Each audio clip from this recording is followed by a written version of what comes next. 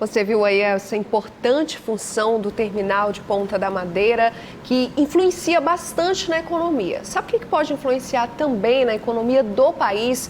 É a reforma tributária que está circulando em duas casas, na Câmara e no Senado, com divergências e disputas e ainda assim o pacote do governo em si, que não foi enviado. O tema já começa a movimentar estados e muitas discussões. A Secretaria de Fazenda do Maranhão, inclusive, vai realizar um seminário para discutir sobre essa reforma.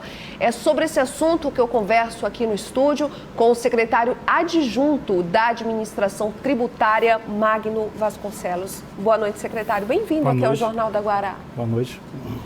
Bom, esse seminário que vai ser realizado amanhã, ele é voltado para quem? A gente sabe da importância da participação dos servidores públicos, né?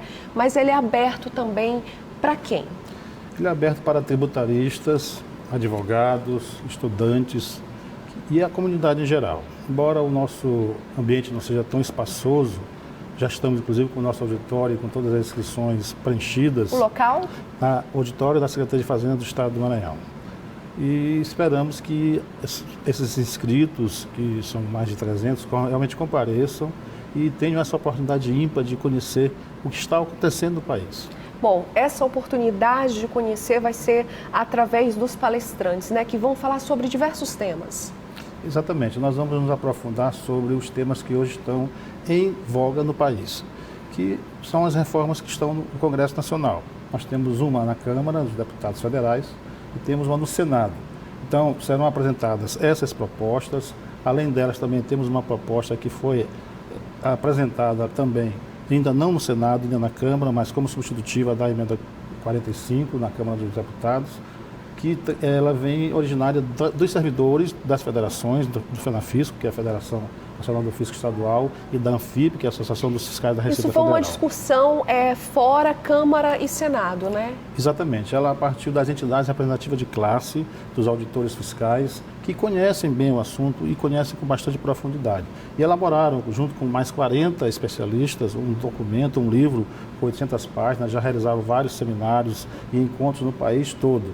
E tem bastante conhecimento, bastante informação que com certeza irá subsidiar os estudos e o que está sendo feito hoje no nosso Congresso Nacional.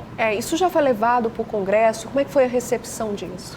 Então, foi apresentada uma proposta de substitutiva ao PEC 45, que inclusive foi subscrita por todos os governadores do Nordeste e partidos de oposição.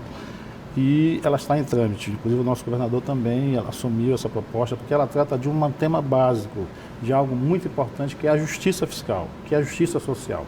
Porque a reforma tributária, diferentemente da reforma previdenciária, da reforma administrativa, que agora também voltou a ser discutida, e a própria reforma trabalhista, ela mexe com todos, porque ela trata do tributo do mais humilde trabalhador até o cidadão mais rico do país.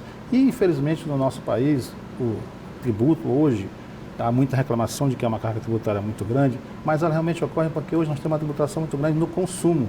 A renda, o patrimônio, que são aqueles que têm um poder aquisitivo maior no país, contribuem com muito pouco, diferentemente de outros países desenvolvidos, que já têm uma tributação completamente diferente da nossa.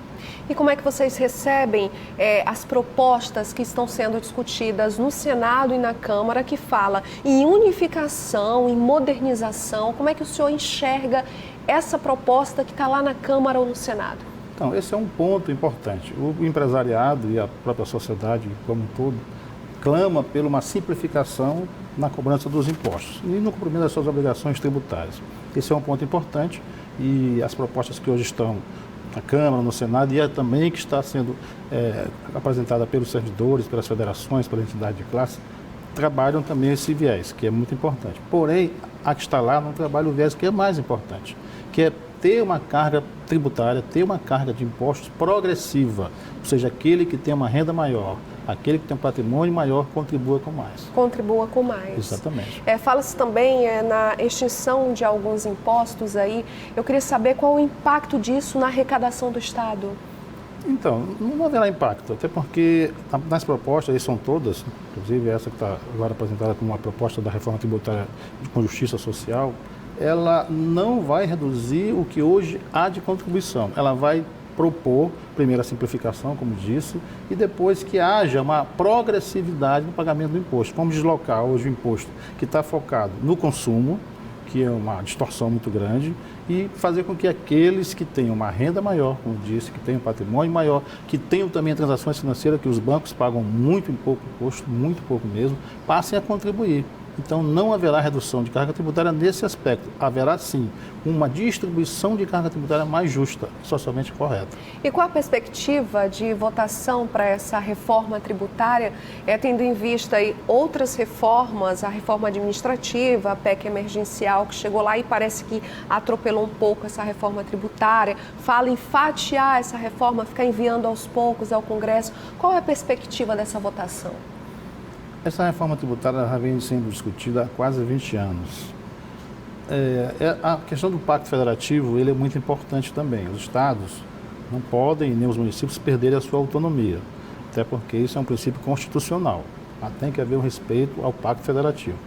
Então, no momento em que a própria União, ela, de uma forma distorcida, fala em apresentar uma proposta fatiada, vamos juntar o PIS e o COFINS no primeiro momento, depois vamos mexer com o IPI, depois com o imposto de renda. Então, PIS, COFINS.